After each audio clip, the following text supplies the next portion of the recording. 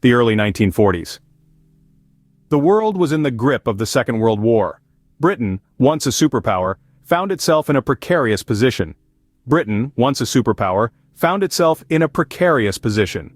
With its resources stretched thin and war raging, allies were needed. With its resources stretched thin and war raging, allies were needed. India, the jewel in the British crown, was a significant strategic asset. India, the jewel in the British crown, was a significant strategic asset. However, the call for independence from British rule was growing louder. It was in this context that the British government dispatched Sir Stafford Cripps to India in 1942. This was the Cripps Mission. The Cripps Mission was an attempt to secure India's support during the war by offering post-war self-government. Sir Stafford Cripps, a member of the British War Cabinet, was chosen to lead the mission. Cripps was known for his sympathetic views towards India and was seen as the ideal candidate to negotiate with the Indian leadership. Arriving in late March 1942, Cripps proposed a draft declaration. This offered India dominion status after the war, with the right to secede from the British Commonwealth. It was a significant offer, as it was the first time Britain had proposed such a thing. It also promised a constitution-making body, to be elected by the provincial assemblies, and a chance for the provinces to opt out of the Indian Union. However, the proposal was met with mixed reactions.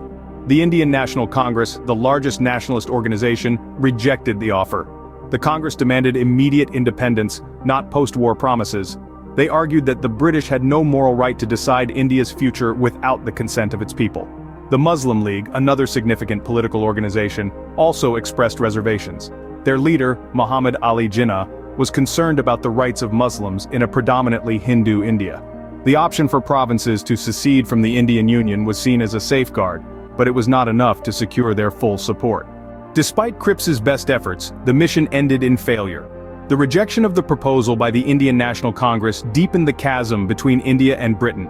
The bitterness that resulted from the failed mission further fueled the demand for independence.